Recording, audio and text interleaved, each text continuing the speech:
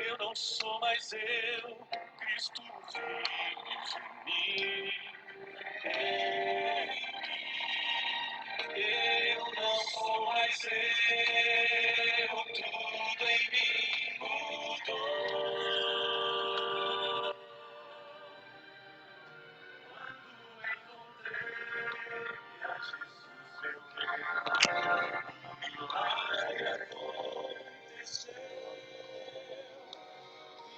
Não mais eu, Cristo vive em mim. Lindo, né, Nilton?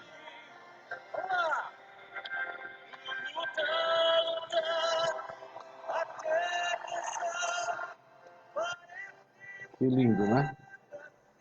Feliz semana, meus queridos irmãos. Eu quero dar uma pequena passada numa meditação para a gente finalizar o sábado e entrar o domingo ainda mais focado nas coisas de Jesus. Mas tem algo que é muito importante, e eu vou falar sobre isso rapidamente. Um questionamento de uma pessoa. Normalmente, os moralistas, os perfeccionistas religiosos, eles veem os castigos, né, para os desobedientes e as bênçãos para os obedientes. Como se tivéssemos na terra pessoas obedientes. Mas vamos lá. A pergunta é, e eu coloquei aqui no texto. Boa semana, Dai. Eu coloquei aqui no texto, eu castigo e repreendo a quem amo. A pessoa quis me colocar na parede, né, para entender. Então, por que Deus castiga?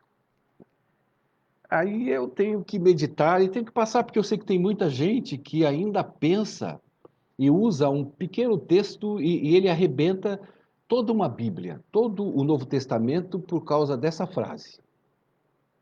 E eles carregam essa frase como tutor do chicote do castigo para os que desobedecem.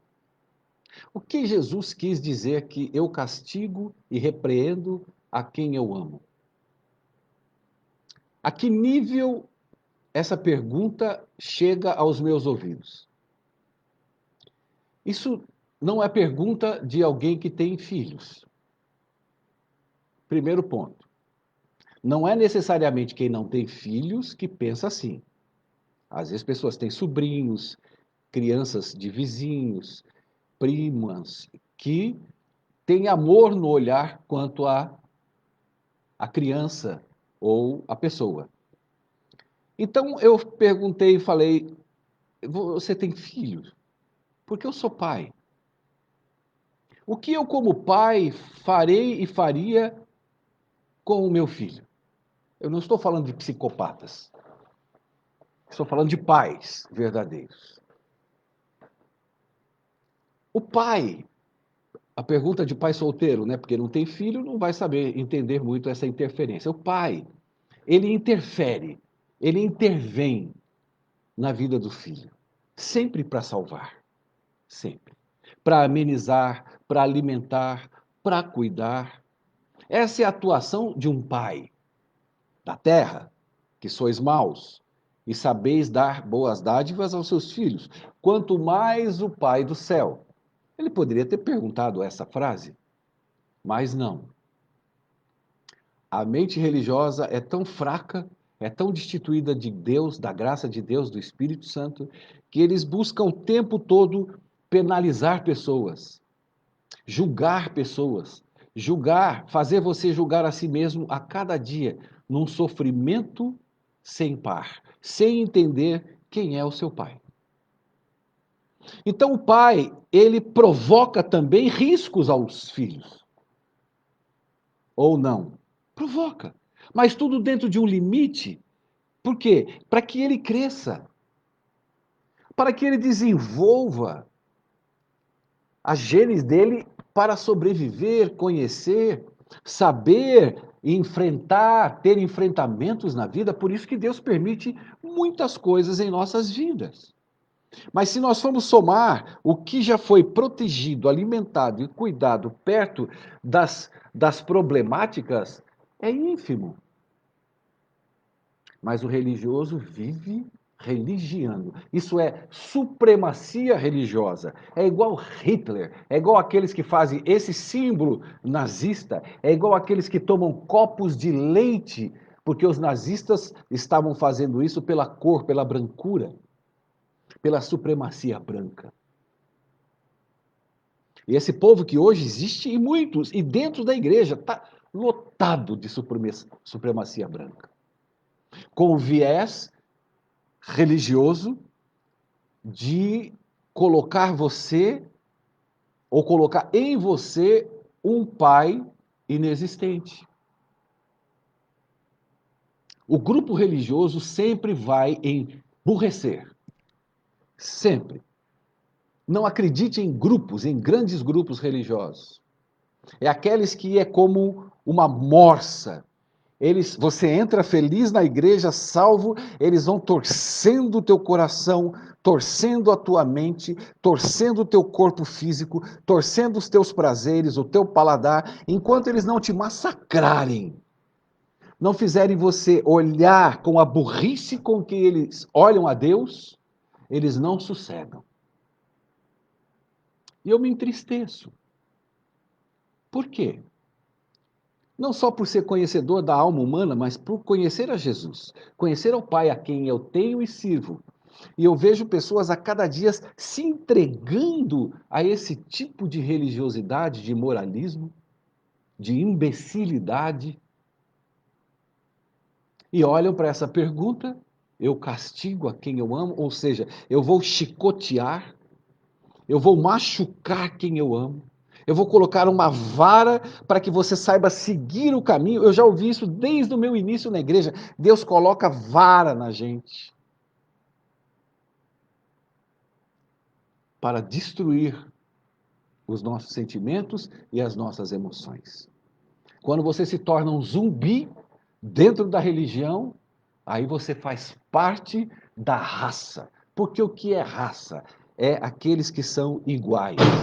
Ninguém pode se diferenciar deles. Eles não aceitam. Você vê na época do Sinédrio, na época de Jesus, depois na época dos apóstolos, a raça os perseguia. E não será diferente hoje.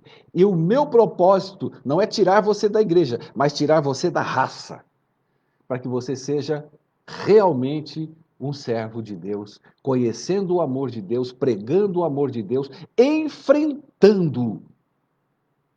E quando Jesus diz: eu venci o mundo, tem de bom ânimo. Você também venceu o mundo? Não. Agora, o que a raça diz?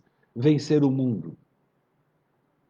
Desde a minha época, 30 anos atrás, as mulheres tinham que ser feias, pelo no sovaco, não podiam colocar calça, não podiam ficar bonitas, não podiam fazer exercícios físicos numa academia, que elas não valeriam nada para a igreja, porque elas ficariam sensualizadas, com corpo bonito. E os tarados não tinham e não podiam olhar para elas, porque adulteravam. Pensa que mudou? Mudou nada. A supremacia está no coração. A supremacia religiosa está na mente deles. Eles existem, subsistem e se maqueiam e sorriem e falam mansos como a serpente falou para Eva. Não tenha medo, querido. Você vai ser igual a Deus. Por isso que você tem que comer do fruto. Aprenda uma coisa para nunca mais esquecer. esse grupo, essa supremacia religiosa, esse amontoado de perdidos, é igual à ameba.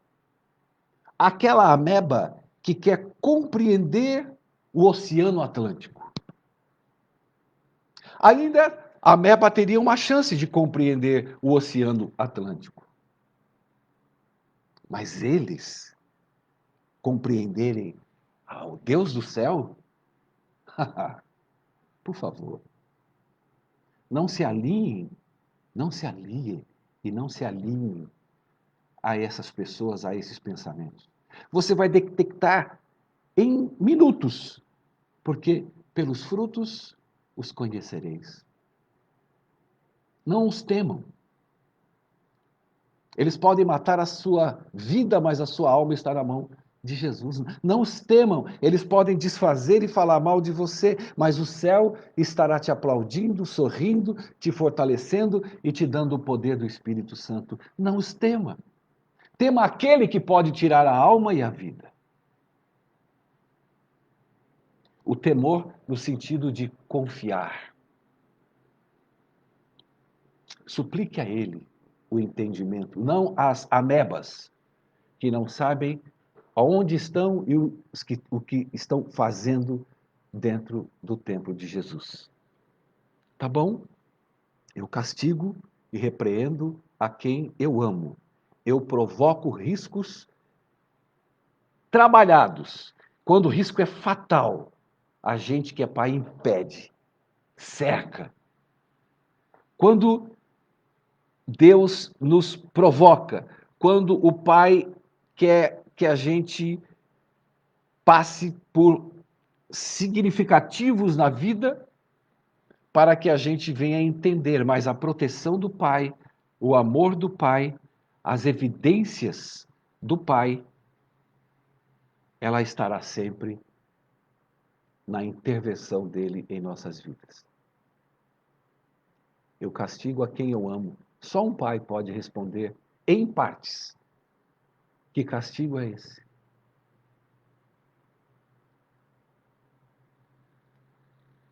Eu intervenho e sempre intervino nos meus filhos para salvar, cuidar, alimentar, amar, fazê-los felizes, porque a felicidade deles é a minha felicidade.